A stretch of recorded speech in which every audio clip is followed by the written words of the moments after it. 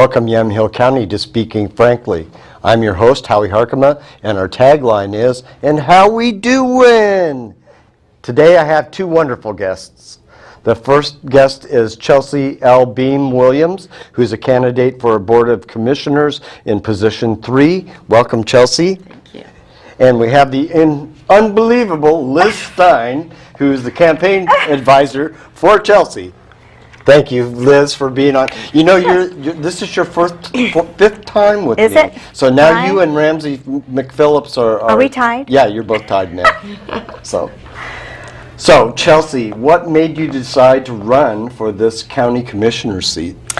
Well, to be honest, up until the last large election, I've been relatively apathetic about my involvement in politics, other than to be a sideline critic. So I think my husband got sick and tired of me sitting in front of the television, moaning and complaining and reading the paper and complaining, and said, you know, you're a really passionate person. You've always been involved in advocacy. Why don't you get involved in the local politics scene and do something about it? So that's what I did. That's awesome. So, as your campaign advisor, Ms. Stein, how have you been able to help, and what will you continue to do for Chelsey?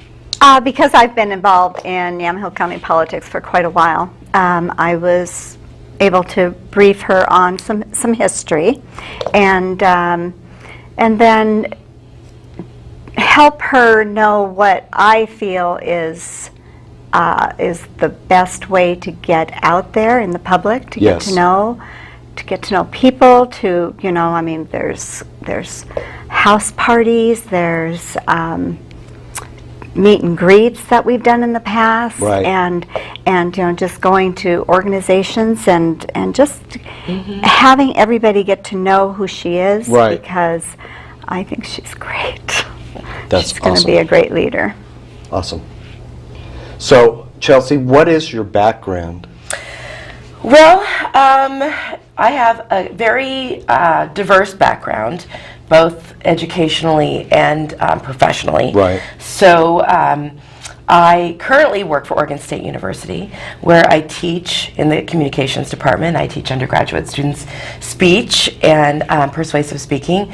But before I went to work at Oregon State, I had been a small business owner, and I had worked with primarily small business, for-profit, nonprofit businesses on financials. So I'd set up financial systems, maintain financial systems, train owners and bookkeepers and those kinds of folks to run those. So I did a lot of that. And then while I was in school, getting my bachelor's degree, which I got from Marylhurst University, I got a bachelor's degree in business and communication. And while I was there, I developed a real interest in conflict resolution studies, mediation, Sure. finding better ways to do conflict, because most people don't like conflict, you know, and I was one of those folks. And so I got certified while I was there. I worked with some of the best mediators in the state who are part of the Oregon Mediation Association, who were my professors, and I became academically certified in mediation. And I've continued a lot of that work while I'm at Oregon State, because I'm also a graduate student. So I'm just about to graduate with my master's degree in adult education and communication, and I spend a lot of time there also in conflict and mediation studies. Awesome. And congratulations on your master's degree. Thank you. So how do you think this background has prepared you for this office? Well, I think it's prepared me quite well. When I met Liz and others in the community, right. and also being here. I've lived here for 8 years in Yamhill County, so I've paid attention to local politics. Sure. And although I hadn't been heavily involved, I'm a researcher at heart, so I spent a lot of time reading and finding out. And I realized that there is a lot of conflict to be had, and you know, and the thing is not all conflict is bad. I think that conflict really is an opportunity for growth, and so I feel that with the conflict that we've seen in our local politics, I think my skill set will be received well and utilized well to help people be able to find common ground. So the mediation and conflict resolution skills, how will they assist you as a county commissioner, do you think? Well, I think really because in the role of commissioner, you're dealing with a variety of different duties and responsibilities. You network within the community, and it is a nonpartisan position. Right. So because of that, you need to attend to a variety of different needs, values, and beliefs of both organizations and people. Sure. And so being a person who prides herself and being able to bridge a divide between those with very diverse ideas, I think that's how I'll really be able to come in. Well, I see, with the background in finance, the fiscal responsibility, Right. And that you can work with in spades, and then having the conflict and mediation background, you're going to be working with a lot of diverse people, and some of them are definitely going to have conflicts with all kinds of things. She's a perfect fit for this position. Yeah, thank you. And I do feel that in my heart, like how in your life you go through things and you wonder how this will show up. As I've gotten older, I've realized I feel as though everything that I've done up until this point has sort of prepped me for public service. I feel exactly the same way. So let's talk about your platform. Let's start with affordable housing, because that's a big topic right now. It is a big topic all across the state. Here in Oregon, it's a serious issue. In McMinnville and Newburgh and Dundee and Willamina and Sheridan, all of us, Carlton, Yamhill, Dayton, Amity, all of our lovely, beautiful municipalities within the county, we are all struggling with the same thing. Yes. Which is that living here, living in affordable housing has become more and more and more challenging. Right. Literally from month to month to month. And I've been a renter in this county the entire time I've been here. Right. So personally, I felt the crunch. We moved to Newburgh in 2010. My husband's a social worker and has been a social worker here in this county. Right. And he went to work for Chehalem Youth and Family Services. And we rented a beautiful little home. It was brand new. And I think we paid $1,100 a month for that home. Right. Today, that same home is renting for $1,795. Right. And that's just in a span of 8 years. We've seen incredible increases in the cost of housing, both for renters and for those that are buyers. Right. And it's not going to go down anytime soon. No, projections are that in this county we'll see another 5 to 6% increase in the 2018 year. So it's a challenge. It is a challenge, and I know that the city's really working hard on it, and it probably at the county level, they're also mirroring that. Yeah, each county or each municipality has come up with some different solutions. Right. So Newburgh has been talking about an excise tax, and with a variety of different ideas behind that excise tax, the state has allowed certain counties and cities to adopt an excise tax to fund affordable housing. Right. However, there are some opponents who say, well, that's just going to increase the cost to developers, so then it's just going to do the opposite. So it's a valid argument. But the issue really is that we need to have a task force to address this issue. And though we have a task force to deal with the homeless issue, which I also think is intertwined with the affordable housing issue, right. We have yet to really address the gap for those who are working individuals, so people who are the working poor. Right. And that segment is growing in this community. Right. So let's talk about homelessness for a moment. Okay. How do you stand on that? Well, because my husband has worked in social services, and primarily here in McMinnville, he's worked with the homeless population. Right. I have been a first-hand witness to the struggle of that, both from his standpoint on how to serve the homeless, and then I've also paid attention to the community. So the community has struggled with, what do we do? So what I understand is Yamhill County is the fourth largest homeless population in the state. Yep. And that's significant. And so I see it as an issue that is multi-layered. So in order for us to solve the homeless issue, we're going to need to look at it from a comprehensive standpoint. And that is that it's a housing issue, but it's also a mental health issue. It's also an addictions issue. So there's a variety of things that are going on for those that are homeless. And I feel because I have a family my family, I had a family member that was homeless. Mm-hmm. And also several family members that dealt with mental illness. I have a compassion for that community, and rather than move them around, and what I've seen happening in this community and other communities like Portland, we move our homeless from one place to the next when they become bothersome or when they become unsightly. People don't like the way it looks. Visibly, they don't want to see them. Exactly, and for me, I think that's the wrong way to handle it. We really need to solve the problem at its core. So that means that we have to do it comprehensively. And that's not an easy task. And it's fraught with a lot of conflict. And I think that it's going to take a village. It's going to take all of us to get our hands in the mix to get it fixed. Yeah, there's no one entity that can handle the solutions to all of this. No, not at all. And there's some great starts, and there's some wonderful folks like yourself and others that I have gotten an opportunity to meet here who are, really passionate about this. Right. And my role as commissioner would be to continue to provide support for those folks to find ways to bring the efforts and the resources together so that we can, for once and for all, really deal with that head on. That's what we need to do. And we wrote a 10-year plan 10 years ago to end homelessness, knowing that we'd never end homelessness, period. I know. But we start over beginning next year. We wrote 40 action steps, and we were able to solve 37 of those 40 action steps in the 10 years. That's pretty significant. That's pretty good. I mean, that's really great, actually. Yeah.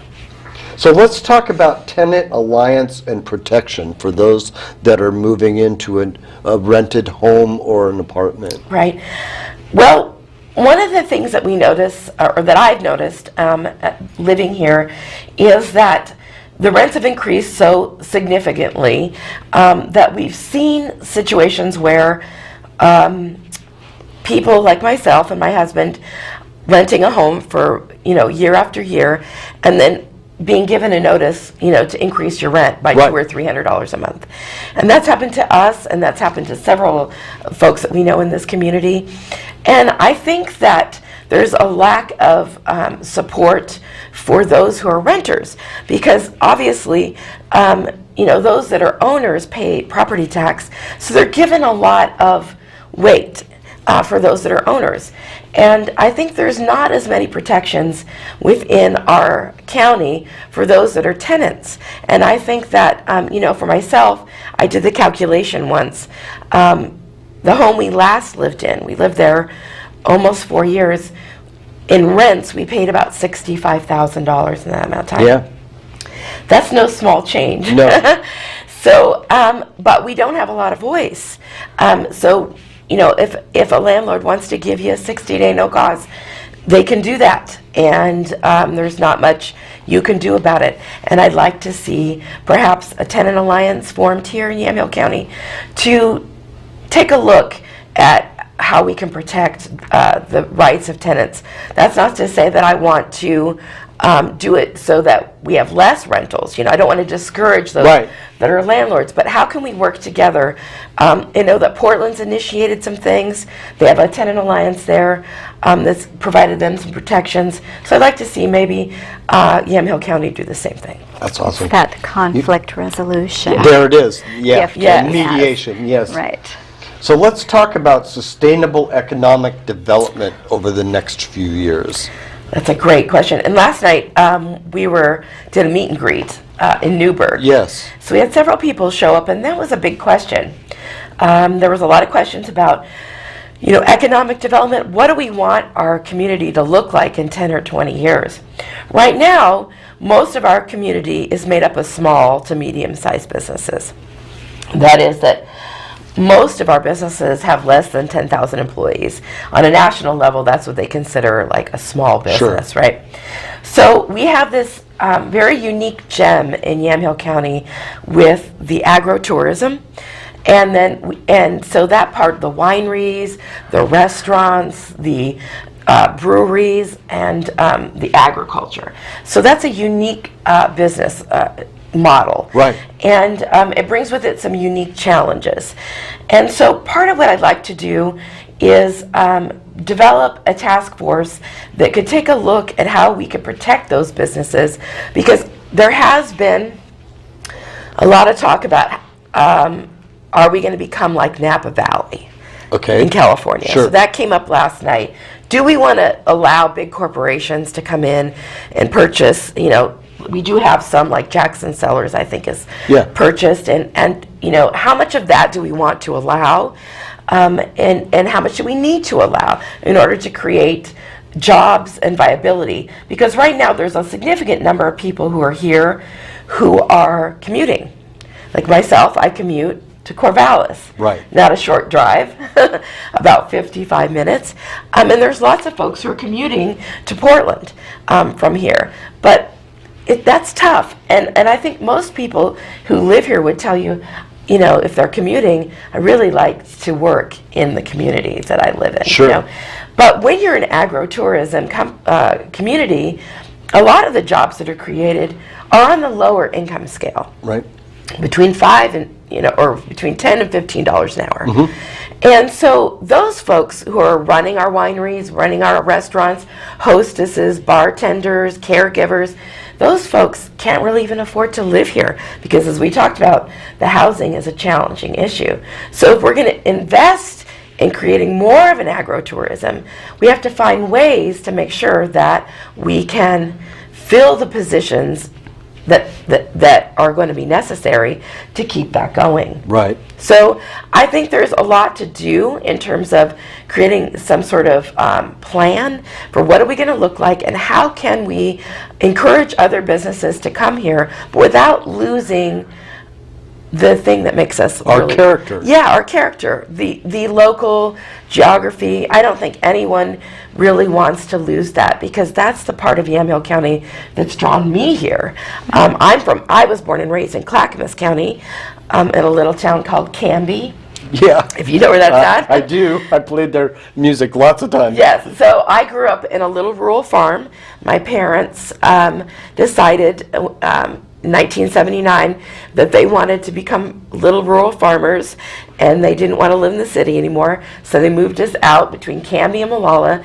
And so that experience living in that, and we had 5 acres and had cows and chickens and farming and that kind of thing. I thought they were crazy, my parents at the time, because I was no longer living in a suburb. I was now living rurally.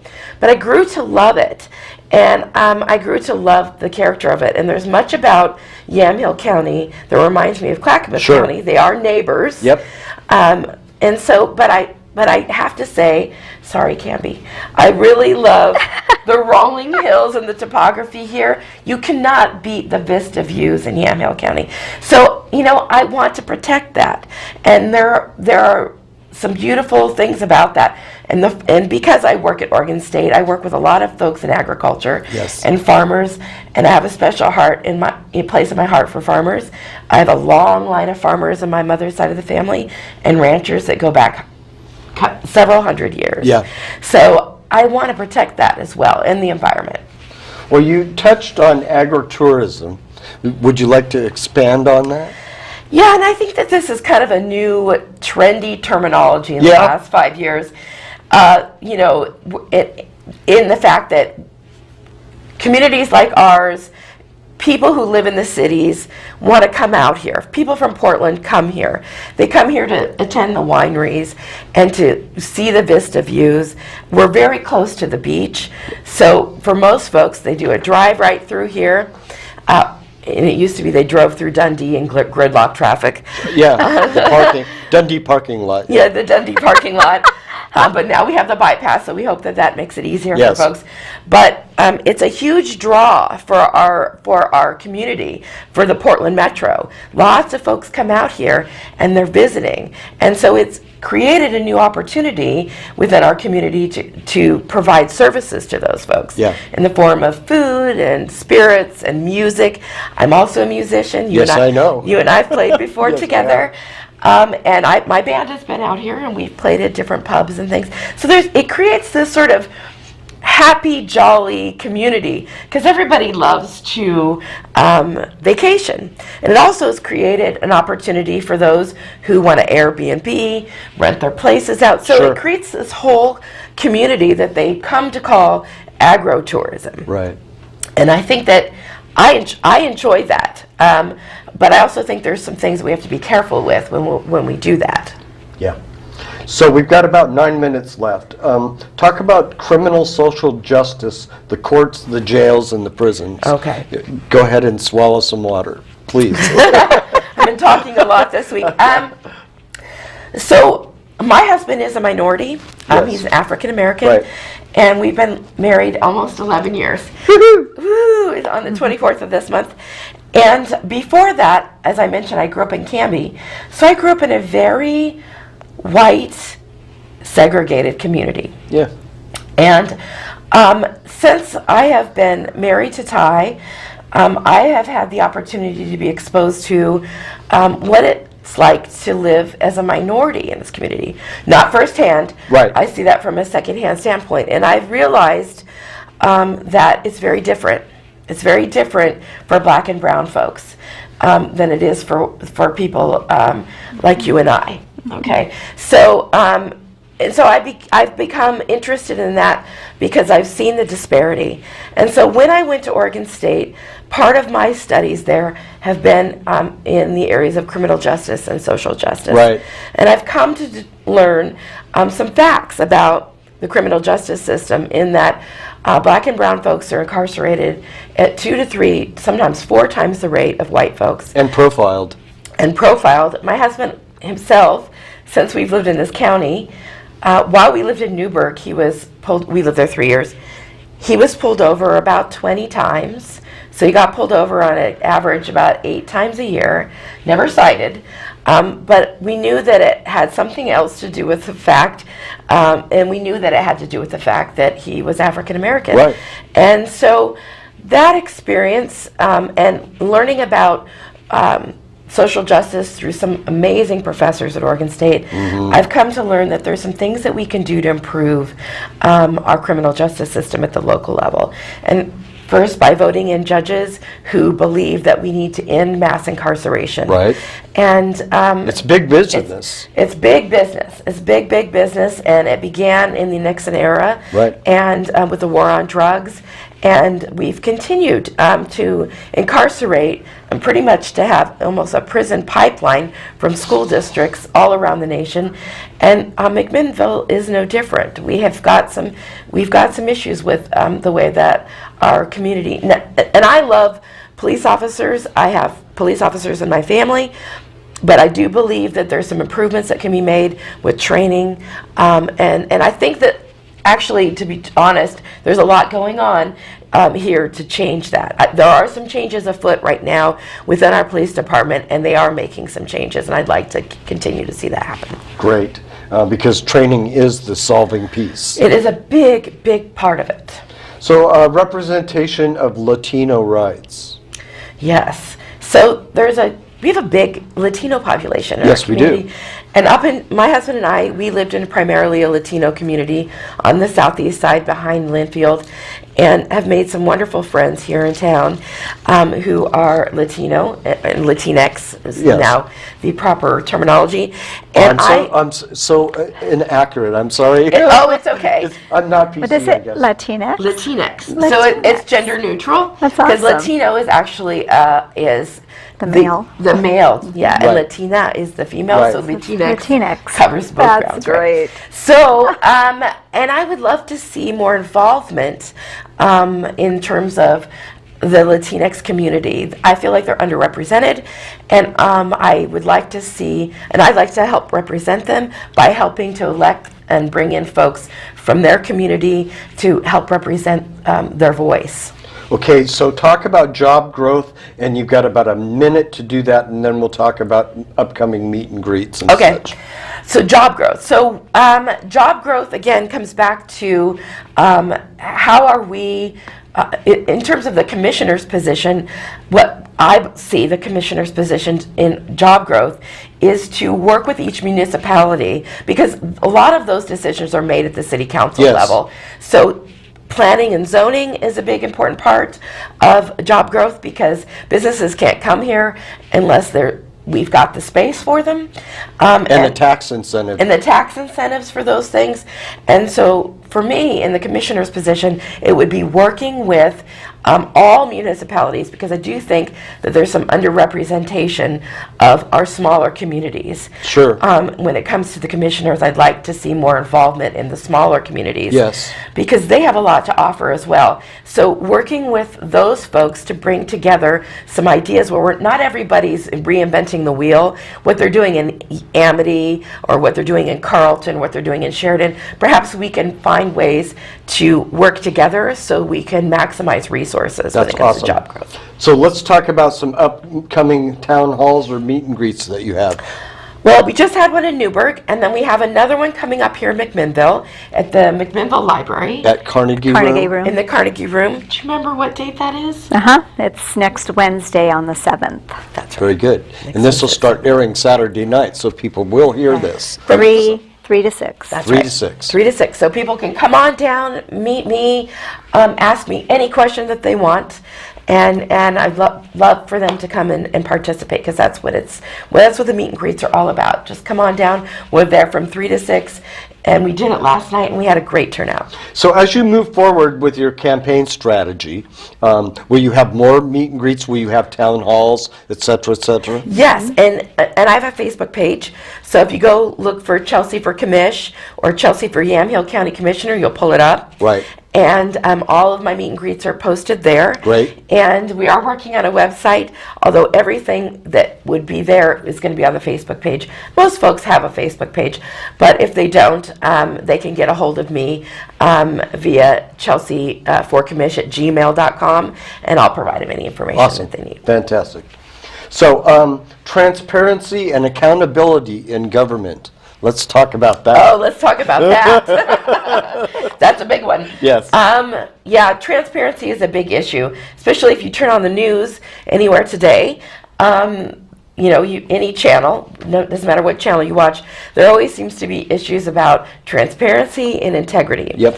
And I feel like in the last, especially in the last year, there's been some damage done locally with the trust that folks might have for the current Board of Commissioners.